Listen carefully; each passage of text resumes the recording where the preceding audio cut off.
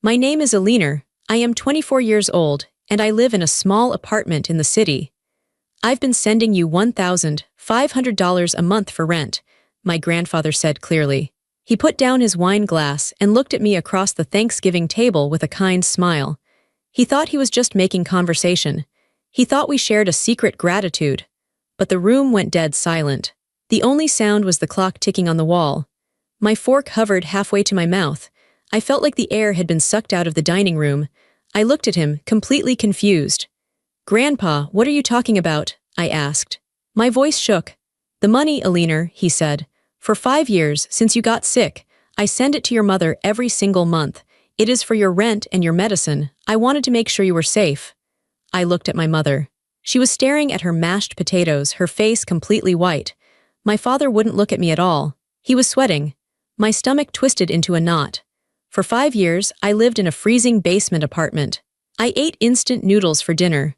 I walked 5 miles to work in the snow because I couldn't afford a car. I begged my parents for help when I was sick, and they told me they had nothing to give. They lied.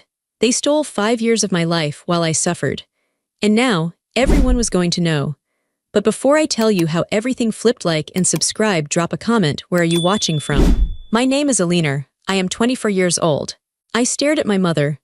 I waited for her to look at me. I wanted her to make eye contact.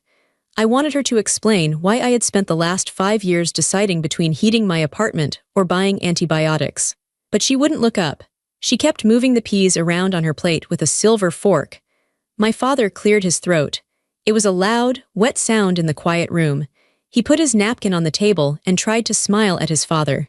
It was a fake smile. It didn't reach his eyes. "Dad," my father said. His voice was too high. It sounded tight. "You know how Aliner is. We discussed this years ago. You remember, don't you?" My grandfather frowned. He did not look happy. He looked confused. "Discussed what, Robert? I told you to give the money to her, direct deposit, every month." "Well, yes," my father said quickly. He started talking faster. "But we decided it was better to manage it for her. You know, she has been very sick. She wasn't in a right state of mind to handle that kind of cash. She is young. She is irresponsible with money. We didn't want her to waste it on frivolous things." I felt my face get hot. I felt a burning sensation in my chest. Irresponsible. I thought about my bank account. I had $12 in it right now. I thought about the winter boots I was wearing. They were 3 years old. The sole on the left one was coming loose. I had glued it back together with superglue before coming to this dinner. I did that because I couldn't afford a cobbler. I certainly couldn't afford new boots. "Managed it?" my grandfather asked. He leaned forward. "So, you have the money. You are saving it for her," my mother finally spoke. She looked at my grandfather, not me. "Of course, Dad, it's in a trust, sort of. We use it to pay for things she needs. We just didn't want to overwhelm her. She gets confused so easily." She looked at me then. Her eyes were hard. It was a warning look. It was the same look she gave me when I was a child and I wanted to cry in public. It meant, "Shut up, don't say a word." "Aliner," my mother said to me. Her voice was sweet, but it felt fake. "You know we help you. Remember when we bought you those groceries last year? And when we helped with your phone bill that one time?" I remembered. I remembered it very clearly. I had called them crying because I had the flu and no food. My mother had sighed on the phone. She said I was a burden. She dropped off 2 bags of generic groceries, pasta, rice, some canned soup, and left them on my porch. She didn't even come inside to see if I was okay. That was the help she was talking about. That cost maybe $40. Grandpa said he sent $1,500 every month for 5 years. I did the math in my head. My hands started to shake under the table. That was $90,000. My grandfather looked at me. "Aliner," he said softly, "is this true? Do they manage your money? Do they pay your rent?" I opened my mouth to speak, but my throat felt dry. My heart was pounding against my ribs. I looked at the crystal chandelier above the table. I looked at the roasted turkey that was getting cold. I looked at the expensive wine in the glasses. They bought me groceries once," I said. My voice was small. "See," my father said loudly. He clapped his hands together once. "We take care of her, she just forgets. Her illness, you know. It affects her memory." My grandfather didn't blink. He kept his blue eyes on my father. He wasn't smiling anymore. The kindness was gone from his face. He looked like a businessman now. He looked like the man who built a company from nothing. Robert, my grandfather said, you are sweating. My father wiped his forehead with the napkin. It's just warm in here, Dad, the oven, you know. It isn't warm, my grandfather said. It is actually quite cool. And Eleanor is wearing a coat inside the house. Eleanor, why are you wearing your coat? I looked down. I hadn't taken my coat off because the sweater underneath had a hole in the elbow. I was ashamed of it. I'm cold, Grandpa, I said. She's always cold, my mother said quickly. Poor circulation, it's part of her condition. My grandfather turned his head slowly to look at my mother. $1,500 a month, he repeated. That pays for a very nice apartment with good heating. That pays for a car. That pays for good food. Why does my granddaughter look like she is starving, Martha? My mother dropped her fork.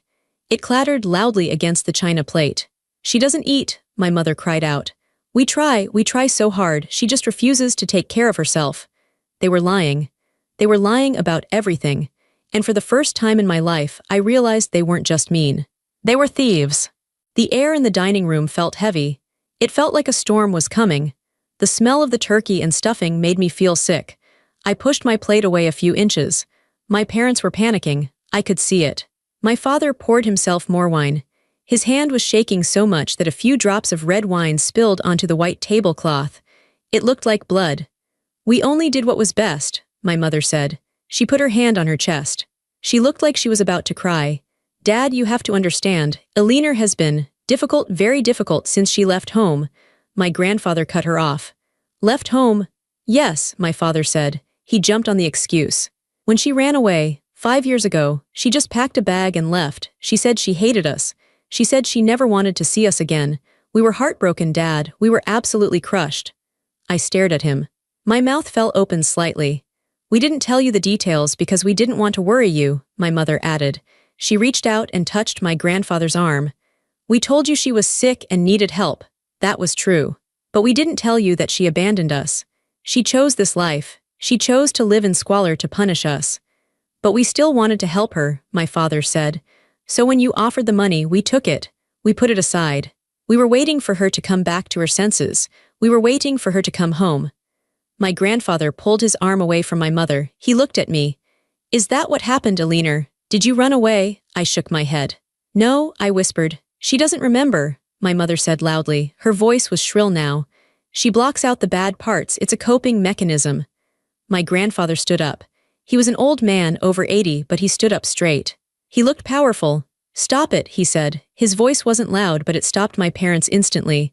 Stop talking, both of you. He looked at my father. 5 years ago you called me. It was late at night. You were crying, Robert. You told me Eleanor was sick. You told me she had a medical condition and she couldn't work. You said she was living on the street. You said you had no money to help her because of the business. You begged me. You said, Dad, please save my little girl. My father turned pale. He looked like a ghost. I sent the check the next morning, my grandfather said, and I set up the monthly transfer. I told you specifically, make sure she is safe. Make sure she is warm. And now you tell me she ran away. She did, my father insisted. Enough. My grandfather slammed his hand on the table. The silverware jumped. Something is wrong here. I can smell it. I look at this house. I see the new kitchen. I see the new floors. He pointed out the window to the driveway.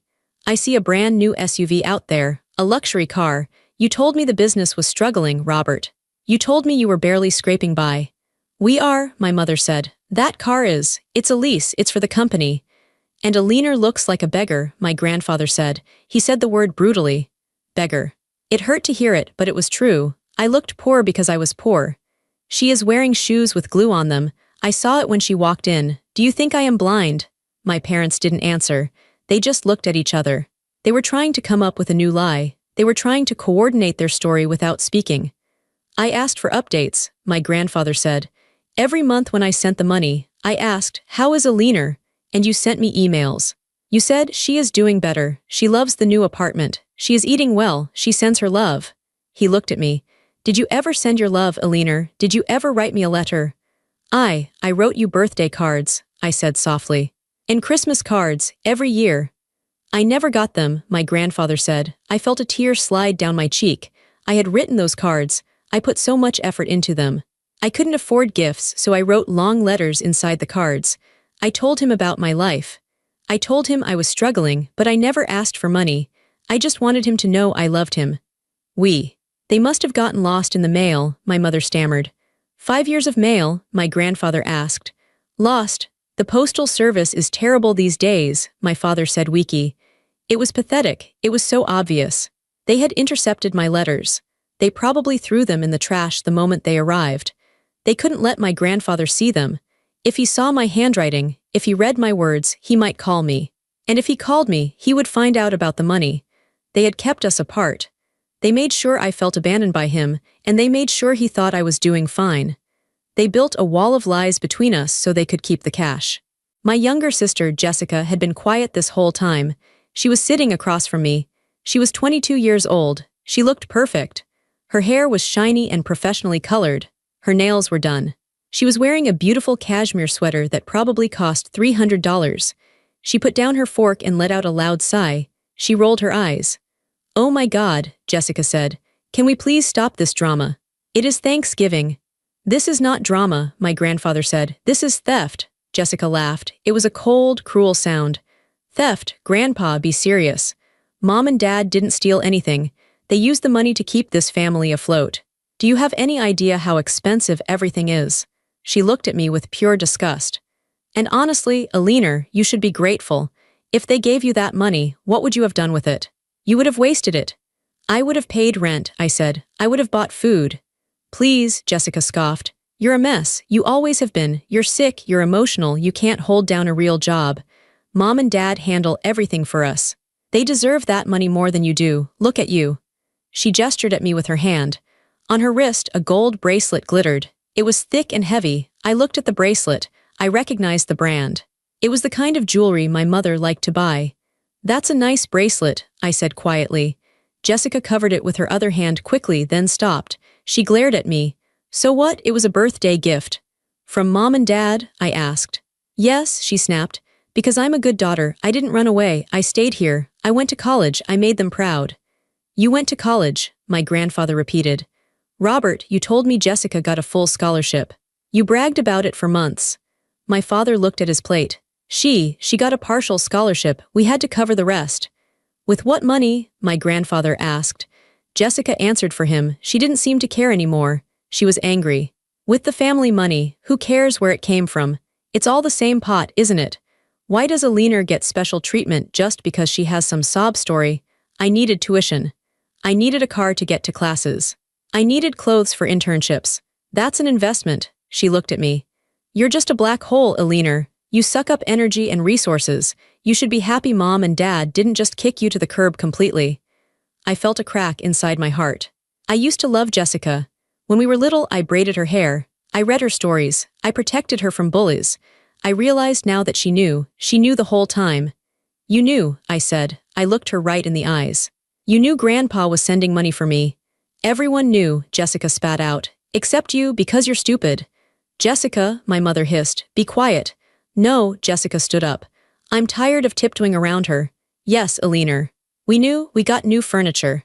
We went to Hawaii last year. Remember? We told you we were going to visit Aunt Linda in Ohio. We went to Maui. It was amazing. And we paid for it with the money because we deserve to be happy. We deal with your drama all the time." I sat very still. "Hawaii. They went to Hawaii. That same week, my electricity had been turned off. I sat in the dark for 3 days.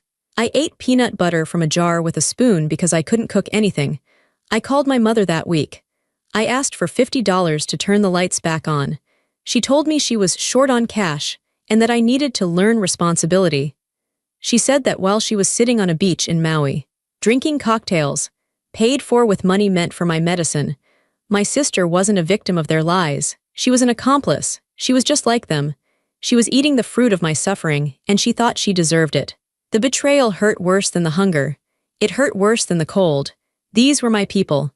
This was my blood, and they looked at me and saw nothing but a checkbook they could cash.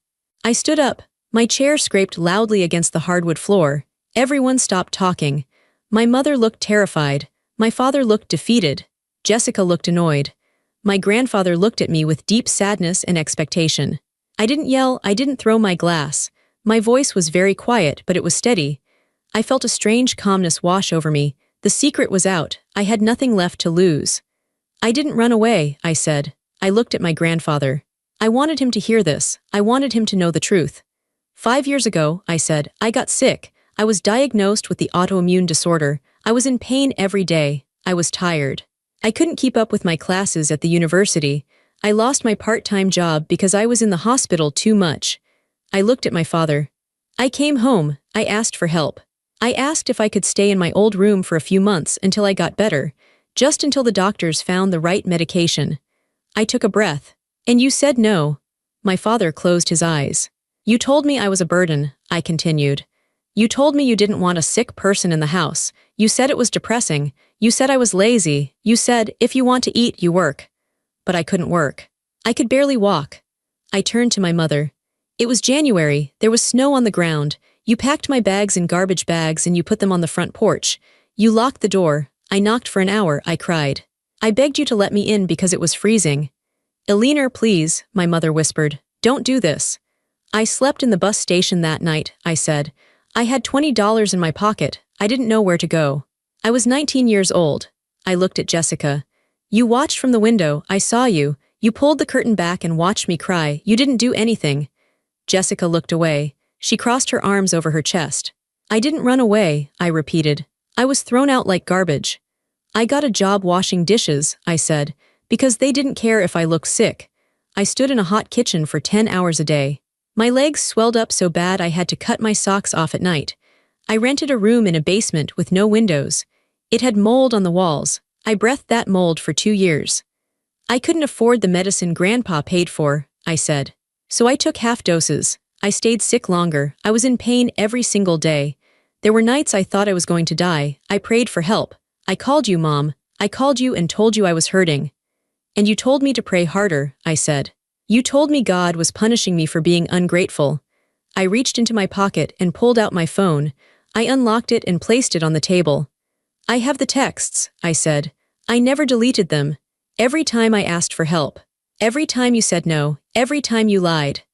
I looked around the beautiful dining room, the crystal, the silver, the warmth. You remodeled the kitchen, I said, pointing to the marble countertops.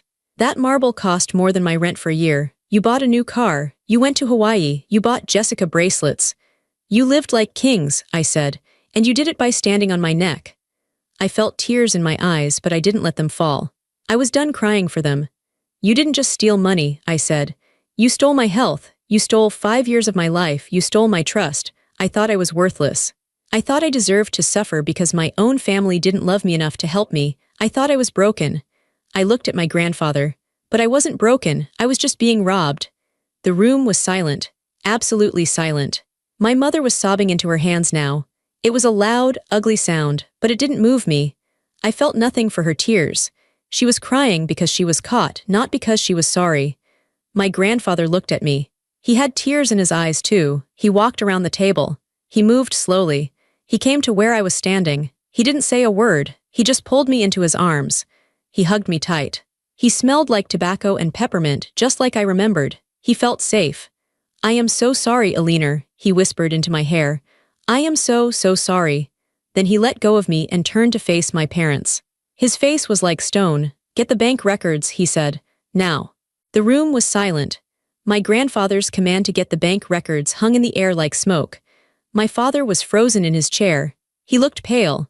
He looked like a man who was watching a car crash in slow motion. My mother was wiping her eyes with a napkin, but she wasn't looking at me. She was looking at the floor. I stood up slowly. My legs felt steady. For years, my legs had been weak from sickness and exhaustion, but tonight they felt strong. I looked around the dining room. I really looked at it. For the last 5 years, I had come to this house for holidays, and I had believed their lies. I had believed them when they said they were struggling. I had believed them when they said the business was bad. I had felt guilty for eating their food because I thought they couldn't afford it. But now, the scales fell from my eyes. I saw the truth. The truth was in the furniture. The truth was in the appliances. The truth was in the driveway. I walked over to the kitchen island. It was huge. It was covered in a slab of white marble with gray veins running through it. I ran my hand over the stone. It was cold and smooth. This is Carrara marble, I said. My voice was calm. It didn't sound like my own voice. I remember when you put this in. It was 2 years ago. I came over to do laundry because I didn't have quarters for the laundromat. You told me to be careful not to scratch it. You said it cost a fortune. My mother looked up, her eyes were red. Eleanor, don't, she whispered. It was an investment for the house value. An investment, I repeated. 2 years ago, I had an infection in my tooth. It hurt so bad I couldn't sleep. I cried for 3 nights. I called you, Mom. I asked for $200 to go to the dentist. You told me you didn't have it. You told me to gargle with salt water and tough it out. I tapped my fingers on the cold marble. I lost that tooth. I had to let it rot and fall out because I couldn't pay to fix it. And while I was spitting blood into a sink in a basement, you were picking out this stone. This stone cost $5,000. My tooth cost $200. My father shifted in his chair. We needed to update the kitchen. It was falling apart. The old kitchen was fine, I said. My teeth were falling apart. I walked over to the refrigerator. It was a massive stainless steel beast. It had a touch screen on the door that let you see the weather and your calendar. It made Kraft ice balls. This fridge, I said. $3,000. You bought it last summer, I remember. You showed it to me. You were so proud of the ice maker. I turned to look at them. Last summer my electricity was cut off. It was July. It was 90 degrees inside my apartment. The food in my tiny, rusty fridge spoiled. I lost milk, eggs, and cheese. I had nothing to eat for 3 days except dry cereal. I drank warm water from the tap. I sat in the dark and sweated and felt dizzy from hunger. I called you, I said to my father. I asked for $50 to turn the lights back on. You said, we are tight this month, Eleanor. The business is slow. You said that while you were drinking ice water from a $3,000 machine. My father closed his eyes. He couldn't look at me. I believed you, I said. I sat in the dark and I thought, my poor parents. They are struggling too, I shouldn't burden them. I felt sorry for you. I felt selfish for asking. I walked to the window that looked out over the driveway. The outdoor lights were on. They illuminated the black SUV parked there. It was shiny and sleek. It looked like a shark. The car, I said, a brand new SUV, leather seats, heated steering wheel, sunroof, navigation system. You got it 6 months ago. I looked at my grandfather. Grandpa, do you know how I got here today? My grandfather shook his head slowly. He looked sick. No, Eleanor, how? I took the bus, I said. 2 transfers. It took me an hour and a half. And then I walked the last mile from the bus stop in the cold. My boots have holes in them. My socks are wet right now. I pointed at the car. That car costs $60,000. The monthly payment is probably $800. That is more than my rent. You drive that car to the grocery store, you drive it to the mall, and you watch me walk. I looked at my mother. Last winter there was a snowstorm. I was walking to the pharmacy to pick up my medicine. The wind was blowing so hard it hurt my face. The snow was deep. I was trudging through it, freezing, shivering. I saw a car coming. It was that SUV. I saw you driving, Mom. You were wearing your fur coat. You had the heat on. I waved. I waved my arms because I wanted a ride. I just wanted to get out of the snow for 5 minutes. My mother started to sob. I didn't see you. I swear, you looked right at me, I said. We made eye contact. And you looked away. You turned up the radio and you kept driving. You left your sick daughter in a snowstorm because you didn't want to get the leather seats wet. The room was so quiet I could hear the hum of the refrigerator. The luxury of the house felt suffocating now. It wasn't just a house. It was a crime scene. Every nice thing in it was evidence. I turned to my sister, Jessica. She was sitting with her arms crossed, looking angry and defensive. She was wearing diamond stud earrings. And you, I said, the trips, the clothes. I have a job, Jessica snapped. I work at the campus bookstore. You work 10 hours a week, I said. That pays for your coffee. It doesn't pay for Maui. I looked at my parents. Maui, you went for 10 days last year. You told me you were going to visit Aunt Linda in Ohio because she was sick. You lied. You said we have to go help family. But you didn't go to Ohio. You went to Hawaii. How did you know? My mother whispered. Jessica posted the pictures, I said. She blocked me on Instagram, but she didn't block my friend Sarah. Sarah showed me. I saw you. I saw you on the beach. I saw the cocktails. I saw the luau. I was sitting in the hospital waiting room that week, I said. I had a flare-up. My joints were swollen to the size of softballs. I was in so much pain I couldn't breathe. I was waiting for a doctor to see me at the free clinic because I couldn't afford a specialist. I waited for 6 hours on a hard plastic chair. And while I was waiting, I looked at a picture of you getting a massage at a resort. I cried in that waiting room, I said. Not because of the pain, but because I thought you didn't love me. I thought, my parents are so stressed, they need a vacation. I justified it for you. I defended you to myself. I told myself you deserved a break. I laughed. It was a dry, hollow sound. You didn't need a break. You were living like kings. You were spending my rent money on pineapples and rum.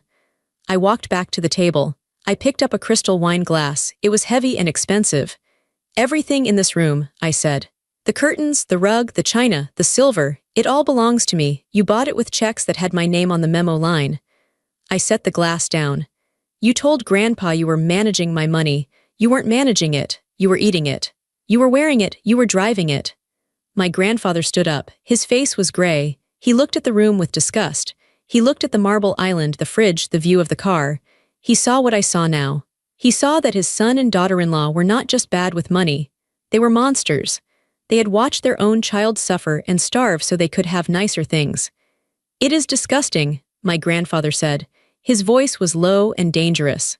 This house smells like greed. My grandfather reached into his pocket and pulled out his phone. His hands were shaking, not from age but from rage. He placed the phone on the table. I am calling the bank, he said. And I am calling my lawyer. Dad, no, my father pleaded. He stood up halfway, then sat back down. It's Thanksgiving night. The banks are closed. Can't we talk about this in the morning? We can explain. There is nothing to explain, my grandfather said. And my private banker, David, will answer my call no matter what time it is. That is what happens when you have integrity, Robert. People respect you. He dialed the number. He put it on speaker. The ringing sound filled the room. Ring, ring, ring. Everyone held their breath. My mother was chewing on her fingernail. My sister was staring at the table. My father was wiping sweat from his upper lip. Hello, sir? A man's voice came through the speaker. This is David. Is everything all right? Hello, David, my grandfather said. His voice was steady. I apologize for calling you on the holiday, but this is an emergency. A family emergency regarding finances. Of course, sir. I am at home, but I can log into the secure system. Give me one moment. We waited. The silence was agonizing. I could hear the tapping of a keyboard on the other end of the line. I need you to pull up the records for the monthly transfers I have been sending to Robert's account, my grandfather said. The ones labeled Eleanor Support. 5 years of transfers. I have them right here, David said. I need to know the destination of those funds, my grandfather said. Robert claims he put them in a trust for Eleanor. He claims he managed them for her benefit. I need to know if that money ever left his account to go to Eleanor, or a landlord, or a medical facility. Checking now, David said. I am tracing the flow of funds. My father closed his eyes. He knew what was coming. Sir, David said. His voice sounded different now, professional but cold. I am looking at the activity. The transfers from you enter the account on the 1st of every month. $1,500. Within usually 2 or 3 days, the funds are dispersed. Dispersed where? My grandfather asked. They are not transferred to another account, David said. They are spent. Directly from the checking account. Spent on what? I see payments to American Express, David read. I see payments to the BMW dealership. I see a large payment to a contractor called Luxury Home Renovations. I see payments to Island Getaway Travel Agency. I see grocery stores like Whole Foods. Liquor stores, department stores. My grandfather looked at my parents. Do you see any transfers to Eleanor? Any payments for rent in the city? Any medical bills? No, sir, David said. There is zero activity connected to Eleanor. The money is absorbed into the general household spending of Robert and Martha. It appears they treat it as income. Thank you, David, my grandfather said. Please export those statements to a PDF and email them to me immediately. And David, yes, sir. Freeze the transfers, cancel the standing order, do not send another penny to that account. Understood, it is done. My grandfather hung up the phone. The screen went dark. The evidence was irrefutable. It wasn't just a suspicion anymore, it was a documented fact. $90,000, my grandfather said. He said the number slowly. He looked at my mother. You spent $90,000 of my money meant to keep your daughter alive on yourself. My mother burst into tears. Real, ugly tears this time. We didn't mean to, it started small, we borrowed the first month because we were short on the mortgage, and we meant to pay it back. But then we got used to it. It was just money sitting there, and Alina was doing fine. I was not doing fine, I shouted. I was dying, my mother flinched. I was sick, I yelled. I was hungry, I was cold. How can you say I was doing fine? You knew I wasn't, I told you, I begged you for help. We thought you were exaggerating, my mother screamed back. You were always so dramatic, we thought you just wanted attention. So you bought a car? I asked. You thought I was dramatic, so you went to Hawaii. We deserved a life too, my mother said. She was hysterical now. We raised you, we fed you for 18 years, why shouldn't we have some comfort? Not with my money, I said. Not with the money that was supposed to save me. My grandfather picked up the printed menu my mother had made for the dinner. He flipped it over to the blank side. He took a gold pen from his pocket. Write, he said to me. Write what? I asked. Write down your debts, he said. Write down everything you owe, the things you couldn't pay because they stole from you. I took the pen. My hand shook as I wrote. Credit card debt, groceries/pharmacy. $4,500 student loans, tuition. $8,000 unpaid medical bills. $2,200 dental work needed. $3,000 I did the math. About $18,000, I said. My grandfather took the paper, he looked at it, then he looked at my father. Your daughter is in debt for $18,000, he said. She has holes in her shoes. She has missing teeth. And you have a $60,000 car in the driveway. He folded the paper and put it in his pocket. I have the email from David, my grandfather said. I have the proof. This is fraud. This is embezzlement. And I am not going to let it slide. My father looked up. He looked terrified. Dad, what do you mean? You wouldn't do anything legal, would you? We're family. You stopped being family when you decided to eat your daughter's future, my grandfather said. You are criminals, and I am going to treat you like criminals. The room felt cold. The warmth of the oven was gone. The smell of the turkey made me nauseous. I looked at my parents and I saw strangers. I saw people who had looked me in the eye for 5 years and lied. They had hugged me at Christmas and lied. They had watched me lose weight and lied. They were not my parents. They were parasites. And now the light was shining on them, and they had nowhere to hide. My father put his head in his hands. He let out a long, ragged breath. The fight had left him. He knew there was no way to spin this. The bank records were in my grandfather's inbox. The lies were dead. I'm sorry, my father whispered. It was a small sound. It was pathetic. I'm sorry, he said again, louder. Alina, I am so sorry. We lost our way. We got greedy. It was so easy. The money just came in every month. It felt like a paycheck. We didn't think about it. You didn't think about me, I said. You didn't think about me when I was sleeping in a coat because I couldn't afford heat. I know, he said. He was crying now. I know, I am a weak man. I am a terrible father. My mother was not apologizing. She was panicking. She was pacing back and forth in front of the window. What are we going to do? She cried. Dad, please, you can't sue us. It will ruin us. The scandal. Our friends will know. The club will know. My grandfather laughed. It was a harsh, barking sound. The club, you are worried about the country club. Martha, you are going to lose this house. You are going to lose that car. You are going to be lucky if you don't go to jail. Jail? My mother stopped pacing. Her face went white. You wouldn't put your own son in jail. I would put a thief in jail, my grandfather said. And that is what you are. Jessica stood up. She looked from my parents to my grandfather. She realized the gravity of the situation. Her comfortable life was dissolving. Grandpa, wait, she said. Her voice was high and scared. What about me? I have tuition due in January. I have my sorority dues. I have my car insurance. My grandfather turned to her. You are an adult, Jessica. You are 22. But I'm in school, she said. Mom and Dad pay for everything. Not anymore, my grandfather said. Mom and Dad are broke. Mom and Dad are going to be paying Alina back for the next 10 years. But that's not fair, Jessica screamed. She stamped her foot like a child. Why do I have to suffer because of this? I didn't steal the money. You ate the food, I said. You went on the trips. You wore the clothes. You benefited from the theft, Jessica. You knew I was struggling. You mocked me for it. You called me a loser. You called me a mess. And all the while you were living on my money. I didn't know, she lied. You knew, I said. You said earlier that everyone knew. You said I was stupid for not knowing.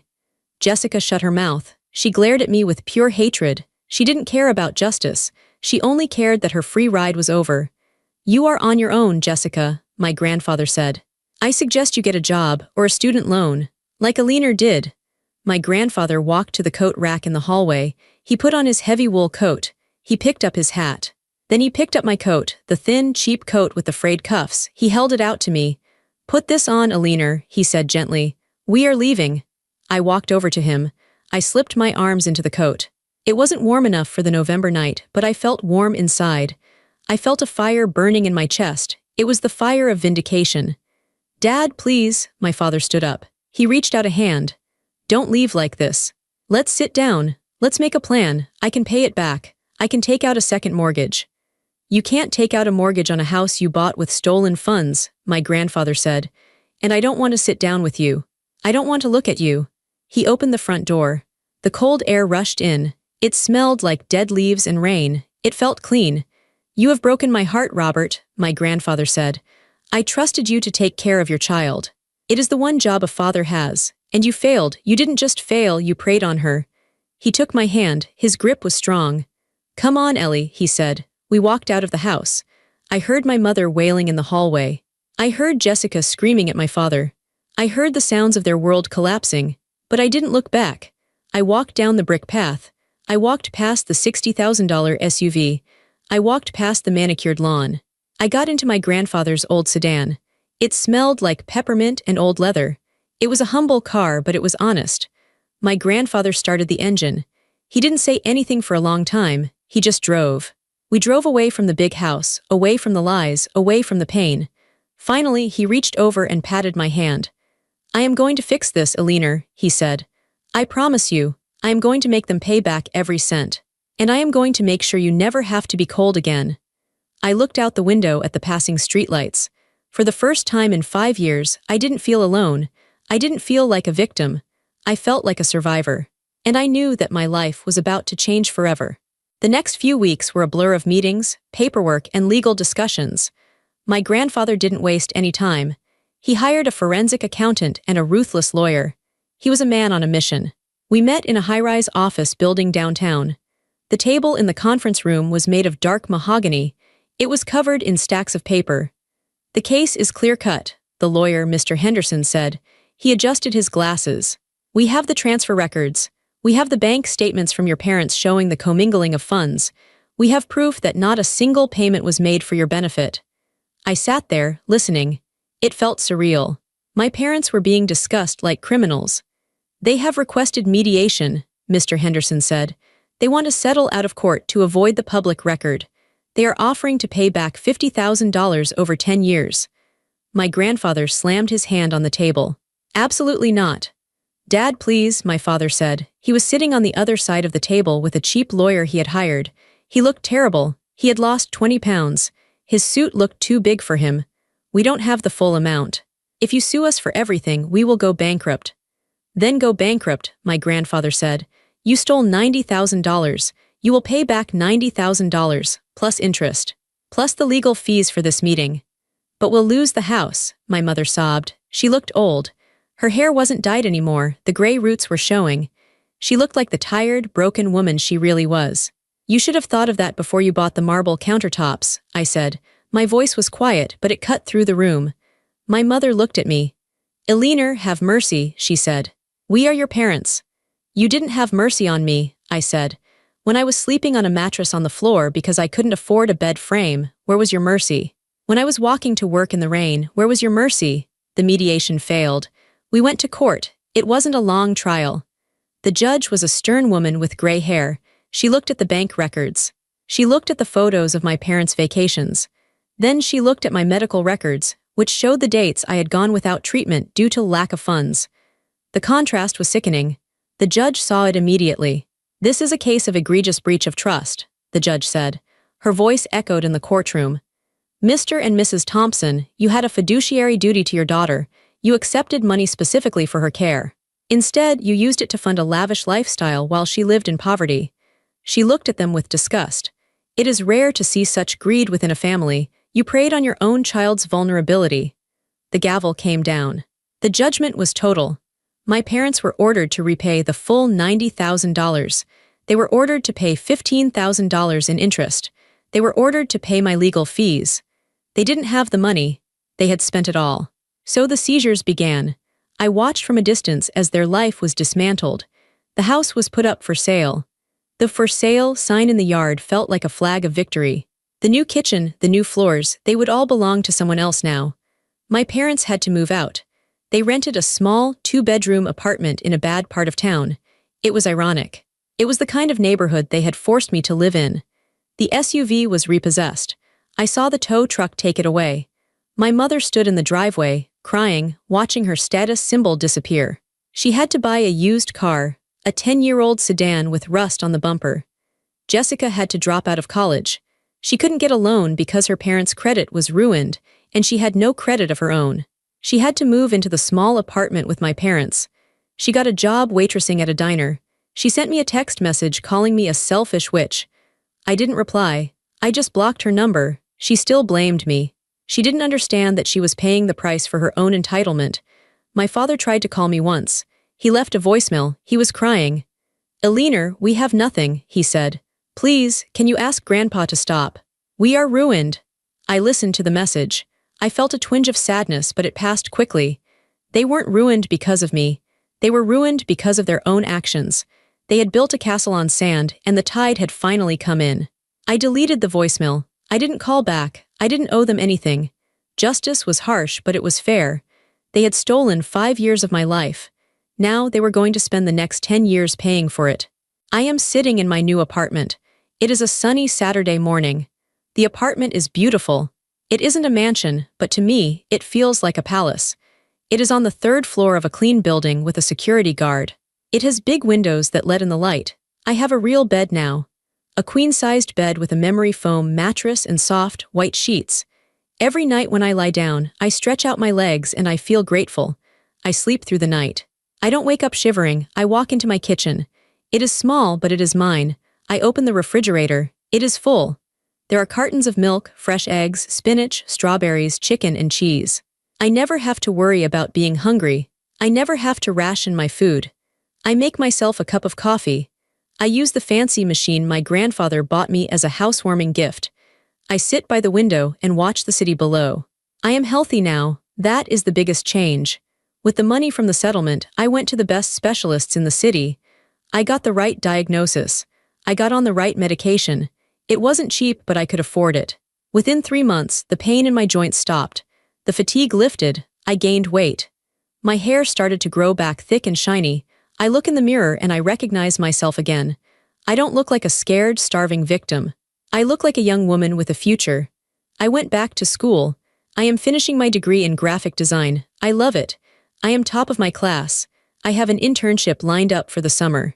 I have friends who don't know about my past, who just know me as Eleanor, the talented designer. My grandfather comes over every Sunday for dinner. It is our tradition. I cook for him. I make roast chicken or lasagna or beef stew. We sit at my small dining table and we talk. We talk about books. We talk about politics. We talk about my classes. We never talk about my parents. We decided to leave them in the past. They are like a bad dream that we both woke up from. We know they are out there, living in their small apartment, working jobs they hate, paying off their debt. But they are not part of our lives. Sometimes I wonder if they miss me. Do they miss their daughter, or do they just miss the money? I think I know the answer, and that is why I never went back. I have learned a lot in the last year. I learned that family isn't about blood. It is about who shows up for you when you are cold. It is about who feeds you when you are hungry. My parents failed that test. My grandfather passed it. I learned that I am stronger than I thought. I survived 5 years of hell. I walked through the fire and I came out the other side. I am not broken. I am forged. I sip my coffee and look at the blue sky. I feel a sense of deep, quiet power. I have my dignity. I have my freedom. I have a life that is truly mine, paid for with my own resilience and the justice I fought for. The nightmare is over. The sun is shining. And for the first time in my life, I am truly happy.